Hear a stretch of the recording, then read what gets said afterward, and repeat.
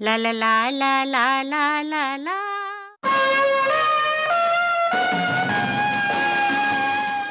Flashback Friday के इस episode में आइए सुनते हैं गोगोल की लिखी हुई द नोज। इस कहानी को वैलेंटीना ने खास आपके लिए हिंदी में अनुवादित करा है और बड़े ही खूब ढंग से उसको निभाया है। अब ये तो आप जानते हैं कि शुक्रवार दर शुक्रवार हम लोग आपके लिए नई नई कहानियां लेकर आते हैं, मगर क्या आप ये जानते हैं कि कई दफा जब हम इन कहानियों को ढूंढने निकलते हैं तो एक कहानी हमारी नाक में दम कर देती है। अरे इतनी नाक रगड़नी पड़ती है, इतनी नाक रगड़नी पड़ती है, पर क्या करें, रगड़ते हैं इनके सामने। नाक का सवाल जो है, अरे यूं ही कोई चैनल पर आकर नाक थोड़ी कटा लेंगे आपके सामने। पर हम भी हार नहीं मानते, अरे डट जाते हैं, नाक धोए तानते हैं, चढ़ाते हैं और जोर से नकेल खींचकर उनको अपने काबू में करने की कोशिश करते हैं। मगर कुछ कहानियां इतनी धूर्त और ढीठ होती हैं कि लाख कोशिश करने के बावजूद भी वो हमसे बची हुई रहती हैं, हमारे पास आने का नाम तक नहीं लेती हैं। मगर हमने भी कच्ची गोलियां नहीं खेली हैं। अरे जानती तो वो कहानियां भी हैं कि आखिरकार थक हार कर उनको हमारे पास चले ही आना है। मगर क्या करें, वो इतनी धूर्त होती हैं कि वो सोचती हैं कि भाई बाद में नाक कटे तो कटे, कम से कम घी तो चाटे। अब कौन समझाए उनको भाई। खैर हम भी कोई जतन नहीं छोड़ते उनकी नाक और चोटी काट उनकी हाथ में धरने की। मगर एक बार जब कोई भी धूर्त या सच्ची सरल कहानी हमारे पास आ जाती है तो उसके बाद हम उस कहानी के साथ कुछ इस तरह वक्त गुजारते हैं, और इतना वक्त गुजारते हैं आपके सामने लाने से पहले कि हर एक कहानी हमारी नाक का बाल हो जाती है। तो आओ एक नाक की कहानी सुने जिसने कि एक इंसान की नाक में दम कर दिया है। अब ये देखते हैं कि वो नाक उस आदमी का नाक का बाल हो पाती है या उसको छकाती चली जाती है। तो आओ सुनो कहानी। आज मैं आपको मशहूर रूसी लेखक निकोलाई गोगोल की एक कहानी सुनाऊंगी। निकोलाई गोगोल का असली नाम था निकोलाई इनोस्की, और उन्होंने गोगोल उपनाम क्यों चुना, इसके पीछे भी एक छोटी सी कहानी है। उनकी नाक बहुत लंबी और नुकीली थी, और वो अपने दोस्तों को जब खत लिखते थे तो अपनी नाक का काफ़ी मजाक उड़ाते थे। इसीलिए उन्होंने गोगोल उपनाम चुना, क्योंकि गोगोल रूसी शब्द है एक तरह की बत्तख के लिए। आज की कहानी का नाम है द नोज़, और इसका मैंने हिंदी रूपांतरण किया है जिसे करने में मुझे बहुत मज़ा आया है। तो आओ सुनो कहानी नाक। 25 मार्च को सेंट पीटर्सबर्ग के एसेंशन एवेन्यू में नाई इवान जैकोलोविच के घर में एक अजीब घटना घटी। उस दिन जैकोलोविच कुछ सुबह ही उठ गया और नींद खुलते ही उसकी नाक में ताज़ी डबल रोटी बनने की खुशबू आई जो पूरे घर में फैली हुई थी। उसने देखा कि उसकी पत्नी अवन से डबल रोटी निकाल रही है जो उसने बनाई थी। उसने कहा, आज मैं कॉफ़ी नहीं पीऊँगा, आज तो मैं इस डबल रोटी का एक स्लाइस खाऊंगा। उसकी पत्नी ने मन ही मन सोचा, अरे मेरी बला से तुम डबल रोटी ही खाओ, मैं आराम से बैठ के कॉफ़ी पीऊँगी। तो जैकोलोविच बैठा और उसने अपने सामने मेज़ पर वो डबल रोटी रखी पूरी, और चाकू उठा के उसे बीच से काटने लगा। लेकिन तभी उसकी नज़र पड़ी किसी चीज़ पे जो डबल रोटी के अंदर थी। उसने चाकू से उसे कुरेदा, मगर कुछ समझ नहीं आया।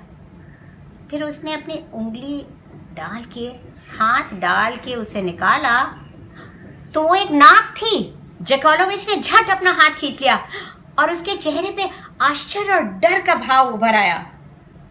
उसने आंखें मल के फिर देखा, लेकिन वो तो वाकई में एक नाक थी। उसकी पत्नी घृणा से चीख पड़ी, अरे किसकी नाक काट के लाए हो तुम? मैं पुलिस को खबर कर दूंगी। मुझे पता है, तुम्हारे ग्राहकों ने कई बार मुझे बताया है कि तुम उनकी नाक बहुत कस के पकड़ते हो दाढ़ी बनाते समय।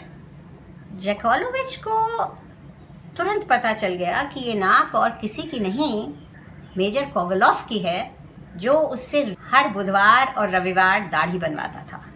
उसने अपनी पत्नी से कहा, इसे मैं कपड़े में लपेट के किनारे रख देता हूँ, बाद में इसको कहीं ठिकाने लगा दूंगा। क्या कह रहे हो, मेरे घर में एक नाक? उसकी पत्नी चिल्लाई, तुम सिर्फ उस तरह चलाना जानते हो, शरीफ लोग कैसे रहते हैं इसके बारे में तुम्हें बिल्कुल भी पता नहीं है। इसे फौरन मेरी आंख से दूर करो, मेरे घर में ये नाक नहीं रह सकती। जैकोलोविच का सर चकरा गया था और वो कुछ सोच ही नहीं पा रहा था। फिर उसे ख्याल आया कि अगर कहीं पुलिस को पता चल गया तो कहीं वो मुझे गिरफ्तार न कर लें। उसने फौरन उस नाक को उठा के कपड़े में लपेटा और उसे लेके घर से बाहर निकल गया। उसने सोचा था कि वो रास्ते में कहीं चुपके से उसको गिरा देगा, किसी गली में या कहीं पर, मगर बाहर निकलते ही उसे अपना एक परिचित व्यक्ति मिल गया जो उसके साथ बातचीत करते हुए चल पड़ा और जैकोलोविच को नाक गिराने का मौका नहीं मिल पाया। थोड़ी देर बाद जब मौका मिला और उसने धीरे से वो कपड़े में लपटी नाक गिरा दी तो पीछे से एक पुलिस वाले ने देखा और कहा, अरे तुम्हारा कुछ सामान गिर गया है, उठा लो। और उसे वो नाक दोबारा उठानी पड़ी। अब वो मायूस हो चला था। सड़कों पर भीड़ बढ़ती जा रही थी और उसे नहीं लग रहा था कि वो यहाँ कहीं भी नाक गिरा पाएगा।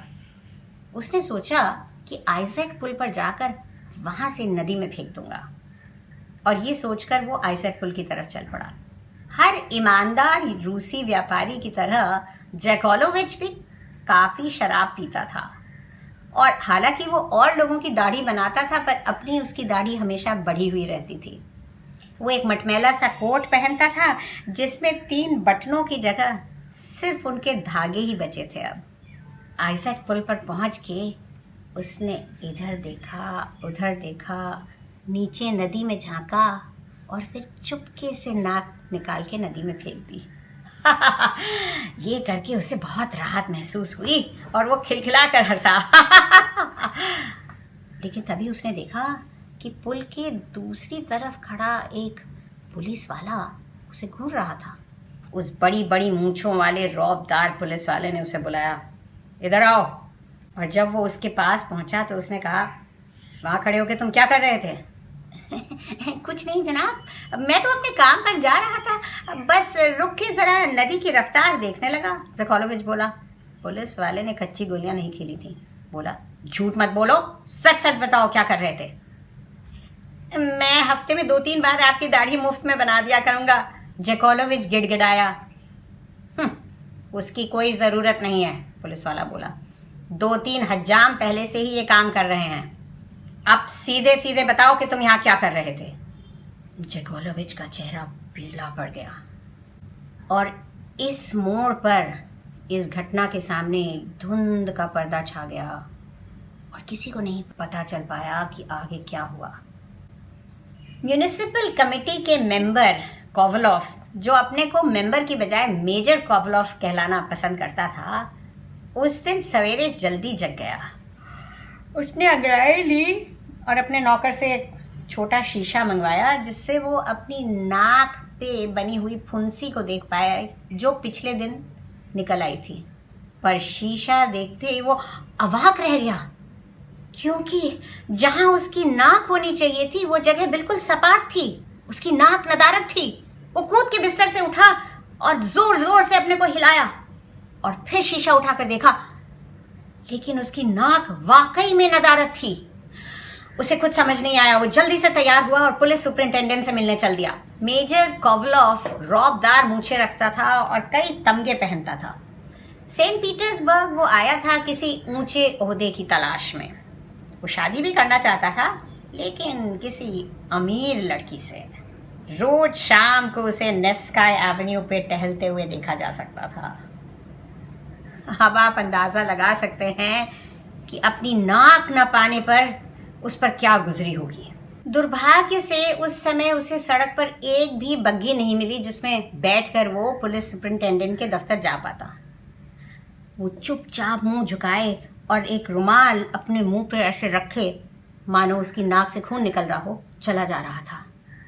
और चलते चलते उसे यही ख्याल आ रहा था कि ऐसा कैसे हो सकता है कि नाक एकदम से गायब हो जाए, कहीं टपक गई, क्या हुआ?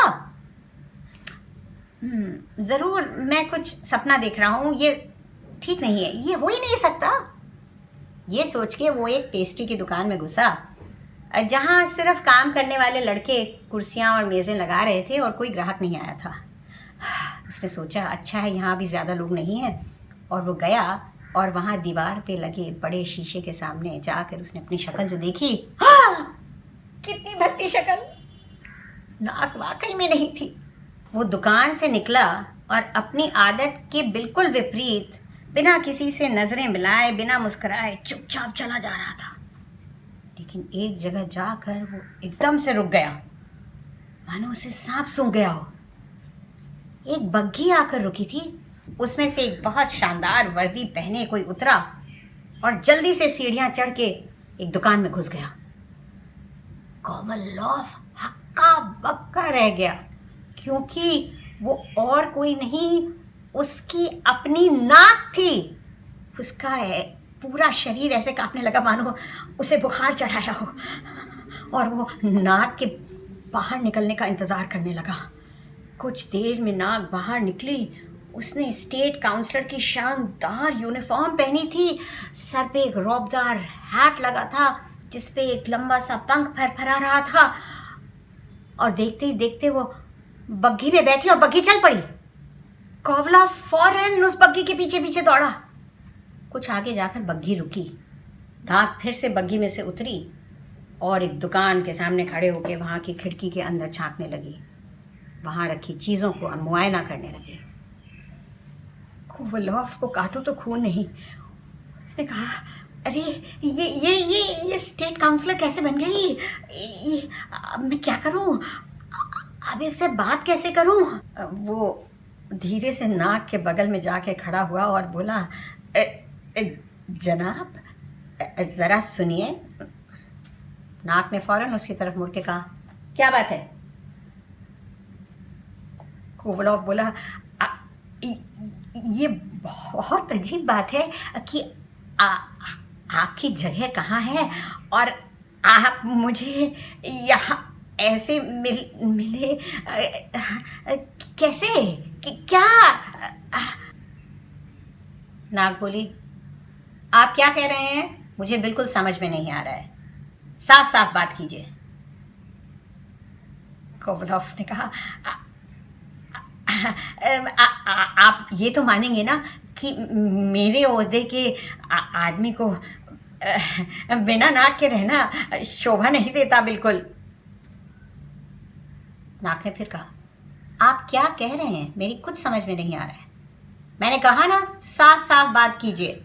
कोवलॉफ ने कहा जनाब मैं समझ नहीं पा रहा हूँ कि मैं कैसे कहूँ, साफ बात तो ये है कि आप मेरी नाक हैं। नाक ने फौरन माथे पर बल डालते हुए कहा आपको कुछ गलत फहमी हुई है, ये हो ही नहीं सकता, क्योंकि आपके तमगों और मेरी यूनिफॉर्म से अंदाज़ा लगाया जा सकता है कि आपका और मेरा कोई रिश्ता नहीं है, मैं हूँ।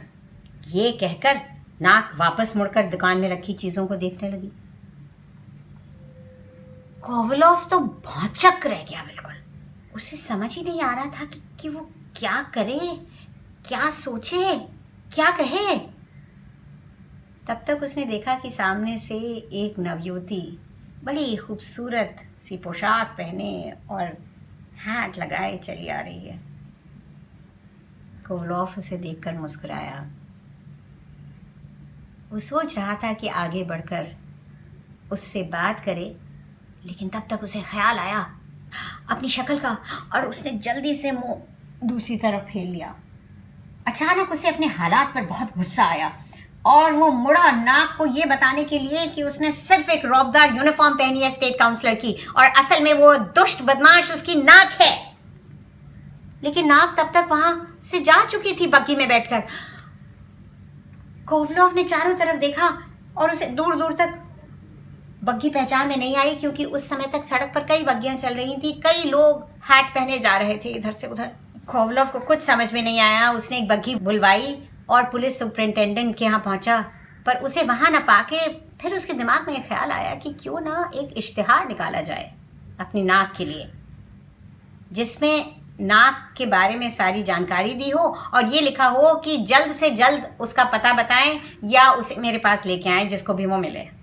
ये सोचकर वो इश्तिहार के दफ्तर में पहुंचा और वहां बैठे आदमी से एक लापता का इश्तिहार बनाने के लिए कहा। उस आदमी ने कहा, जो लापता है वो आपका नौकर है? नहीं नहीं, नौकर नहीं, नाक। बड़ा अजीब नाम है, आदमी बोला। तो ये श्रीमान नाक आपसे क्या चुरा के भागे हैं?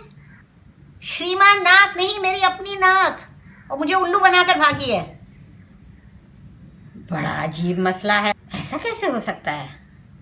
अरे ये तो मुझे भी नहीं पता, कोवलॉफ बोला, पर अब वो स्टेट काउंसलर की यूनिफॉर्म पहने पूरे शहर में घूम रही है और देखिए मैं बिना नाक के कैसे रह सकता हूँ? अरे पाँव की उंगली होती है तो कोई बात नहीं थी, जूते के अंदर पता भी नहीं लगता किसी को कि मेरे पाँव में एक उंगली कम है, पर नाक, अरे मैं ऐसे कैसे किसी के सामने जा सकता हूँ? अरे हर गुरुवार को मैं मैडम पोर्चिना से मिलने जाता हूँ, उनकी एक खूबसूरत लड़की है, अब मैं ऐसी शक्ल लेके उन लोग के सामने कैसे जा सकता हूँ? आप ही बताइए।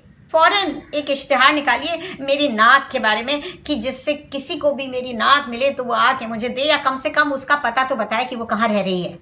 उस आदमी ने कहा, मैं ऐसा इश्तिहार नहीं निकाल सकता, क्योंकि लोग वैसे ही कहते हैं कि अखबारों में सब झूठ बकवास छपता है।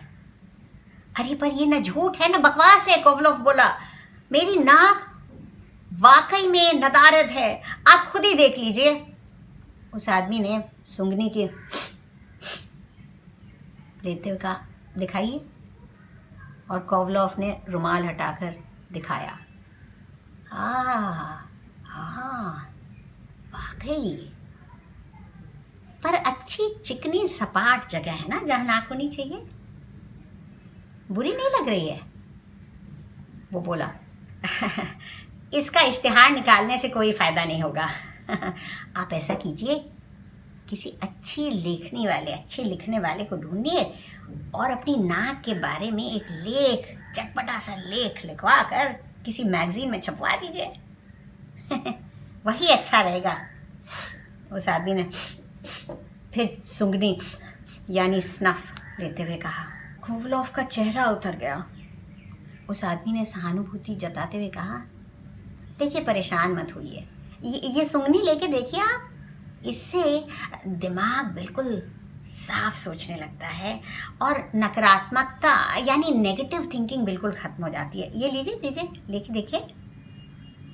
हालांकि ये बात उसने पूरी सहानुभूति से कही थी, पर कोवलॉफ को बहुत कस के गुस्सा आया। देख नहीं रहे हो कि सूंघनी लेने के लिए नाक तो मेरे पास है ही नहीं, भाड़ में जाए तुम और तुम्हारी सूंघनी। ये कह के वो दंदनाता हुआ उस दफ्तर से बाहर निकल गया। कोवलॉफ थक हार कर घर पहुंचा और सोफे पर ढेर हो गया और सोचने लगा, अरे इससे तो अगर मेरी एक बाँह कट जाती या एक टांग कट जाती तो कोई बात नहीं थी।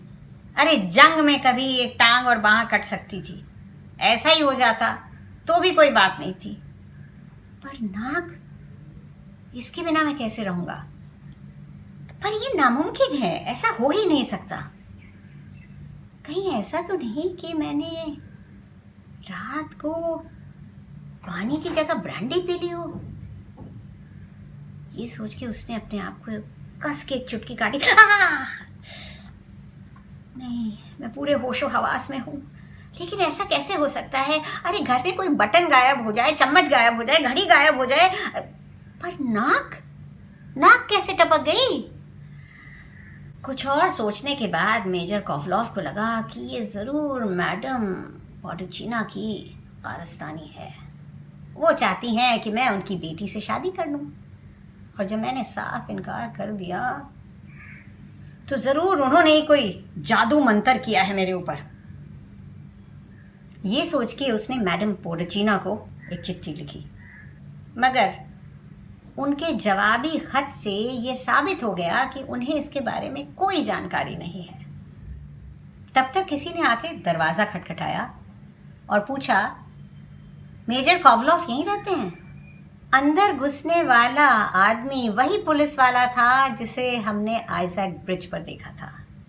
वो अंदर आया और बोला, आप ही मेजर कोवलॉफ हैं? कोवलॉफ ने कहा, हाँ। आपकी नाक गायब हुई है क्या? हाँ, तुम्हें कैसे पता? जी वो अभी अभी बरामद हो गई है। क्या कह रहे हो? कोवलॉव की तो खुशी के मारे जबान जैसे जम ही गई। कहाँ, कैसे? वो हकलाया। पुलिस वाला बोला, इत्तेफाक से वो रीगा जाने वाली गाड़ी में बैठने के लिए तैयार हो रही थी और उसने अपना पासपोर्ट भी एक अफसर के नाम में तैयार करवा लिया था और बड़ी शानदार यूनिफॉर्म पहनी थी। पहले तो मुझे शक नहीं हुआ, पर जब मैंने चश्मा लगा कर देखा तो मुझे साफ दिखाई पड़ा कि ये तो एक नाक है। अब परेशान मत होइए, मैं आपकी नाक को साथ ही में लाया हूँ। इस सारे मामले की जड़ में असेंशन एवेन्यू पे रहने वाला एक नाई है जो बड़ा बदमाश है। मुझे उस पर पहले से ही शक था। खैर, आपकी नाक बिल्कुल सुरक्षित है। नाई को हमने पूछताछ के लिए गिरफ्तार कर लिया है। ये कह के उसने कागज़ में लिपटी हुई नाक कोवलॉव को दी। पुलिस वाले के जाने के बाद उसने धीरे से कागज़ खोला और देखा, हाँ, मेरी नाक है, वो फुंसी भी है। मेजर कोवलॉव की खुशी का ठिकाना नहीं रहा, पर जिंदगी में बेइंतहा खुशी भी कुछ ही देर के लिए रहती है।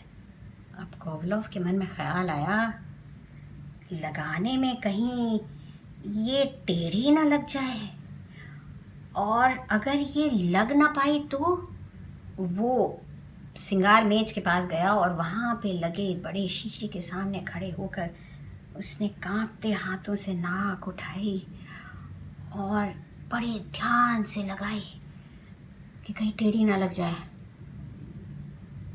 और दबाई, लेकिन वो तो टप से नीचे गिर गई। उसने दोबारा मेज से नाक उठाई, मुंह की भाप से उसको थोड़ा गर्म किया और फिर कांपते हाथों से लगाई। वो तो ऐसे गिर गई मानो लकड़ी की बनी हो। चिपक बेवकूफ, वो चिल्लाया। मगर कई बार कोशिशों के बावजूद वो अपनी नाक को वापस नहीं लगा पाया। उसने तुरंत अपने पड़ोसी एक जाने माने डॉक्टर को बुलवाया। वो आया और उसने मामले के बारे में सुना और नाक को देखा और कहा, देखिए, ये नाक का लग पाना तो मुश्किल है, तो इससे आपके स्वास्थ्य में तो कोई फर्क पड़ नहीं रहा है, तो नाक लगवाने की बात अब आप भूल जाइए। हाँ, जो ये सपाट जगह है उसको रोज़ 2-3 बार ठंडे पानी से धोइए, साफ रखिए, और जहाँ तक नाक का सवाल है उसे सिरके और ब्रांडी के मिक्सचर में एक बोतल में करके रख दीजिए, जिससे वो ख़राब नहीं होगी, और किसी को अच्छे दामों पे बेच दीजिए। हाँ, वैसे मैं भी खरीद सकता हूँ इसे, अगर आप ज़्यादा दाम ना लगाएं तो। कोवलॉव को इतना गुस्सा आया, उसने चुपचाप डॉक्टर को विदा किया। इस बीच इस अजीबोगरीब घटना की बात पूरे शहर में फैल गई, और जैसा कि अक्सर होता है, इसके साथ और भी छोटी मोटी चटपटी बातें जुड़ गईं। किसी ने कहा, अरे कोवलॉव की नाक तो रोज शाम को नेव्स्का एवेन्यू पर टहलती हुई देखी जा सकती है। कई लोग वहां दौड़ पड़े कोवलॉव की नाक को टहलते हुए देखने। फिर एक दिन खबर उड़ी कि अरे फला दुकान में घुसती हुई देखी गई है कोवलॉव की नाक, और वहां इतनी भीड़ टूट पड़ी कि पुलिस को बुलवाना पड़ा। दूसरी तरफ थोड़े समझदार लोग, जो हमेशा माइनॉरिटी में ही होते हैं, इस बात से खफा थे कि हमारे आज के युग में ऐसी बेसर पैर की बात को कौन फैला रहा है और कौन बढ़ावा दे रहा है, और क्यों लोग इस बात पर इतना विश्वास कर रहे हैं। कहानी के इस मोड़ पर आकर फिर धुंध छा जाती है और आगे की घटनाओं का पता नहीं चलता। अजूबों का कोई अंत नहीं होता, और दुनिया में रोज अजीबो गरीब चीजें होती ही रहती हैं। वो नाक जो स्टेट काउंसलर की यूनिफॉर्म पहने शहर में बग्घी में घूम रही थी और जिसने पूरे शहर में तहलका मचा दिया था, 7 अप्रैल की सुबह मेजर कोवलॉव के दोनों गालों के बीच अपनी पुरानी जगह पर ऐसे पाई गई मानो कभी गायब ही ना हुई थी। मेजर जब सो के उठे तो उनकी नज़र यूं ही शीशे पर पड़ी और उन्होंने देखा कि उनकी नाक वापस आ गई थी। फिर उन्होंने मुंह धोया, तौलिए से पोंछा और देखा नाक फिर भी वहीं थी। उसका मन किया कि खुशी से नाच उठे। तब तक दरवाजे पर दस्तक हुई और इवान जकोलोविच आया मेजर की दाढ़ी बनाने।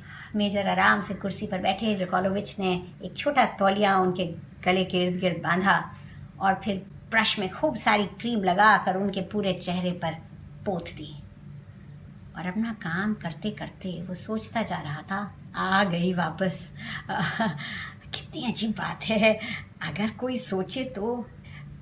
और ऐसा करते करते उसने 2 उंगलियां उठाई मेजर की नाक को एक तरफ करने के लिए, दाढ़ी बनाने के लिए। और तब तक मेजर ने कहा, संभाल के। जकोलोविच ने फौरन अपना हाथ नीचे कर लिया और मेजर की ठोड़ी और गाल पकड़ के ही काम चलाया। जब दाढ़ी बन गई तो मेजर कोवलोव तैयार हुआ और उसी पेस्ट्री शॉप में पहुंचा और मुस्कुराते हुए उसके शीशे में अपनी नाक वाला चेहरा देखा और फिर एक गरम चॉकलेट का ऑर्डर किया। उसके बाद वो वहाँ से सीधे उस दफ्तर में गया जहाँ उसने अपने वाइस गवर्नर होने की अर्जी दी थी। दफ्तर में घुसते समय उसने वो दीवार पर लगे बड़े शीशे में फिर से अपनी शक्ल देखी और मुस्कुराया। वापस आते समय उसे मैडम पोर्चिना और उनकी खूबसूरत बेटी मिली और उसने हंस हंस के उनसे बातचीत की। मन ही मन सोच रहा था, मैं तुम्हारी पकड़ में नहीं आने वाला, तुम्हारी बेटी से शादी तो मैं कतई नहीं करूँगा। उसके बाद मेजर कोवलोव ने नेव्स्काय एवेन्यू पे टहलना, थिएटर जाना, संभ्रांत लोगों के साथ उठना बैठना, खूबसूरत लड़कियों को देख के मुस्कुराना, उनसे बातें करना, सब कुछ ऐसे शुरू कर दिया मानो कोई अनहोनी घटना घटी ही ना हो। और उनकी नाक भी ऐसे ही अपनी जगह पर बनी रही मानो वहाँ से कभी हटी ही ना हो। मुझे इस कहानी को पढ़ने और इसका अनुवाद करने में बहुत मज़ा आया। उम्मीद है आपको सुनने में भी आया होगा।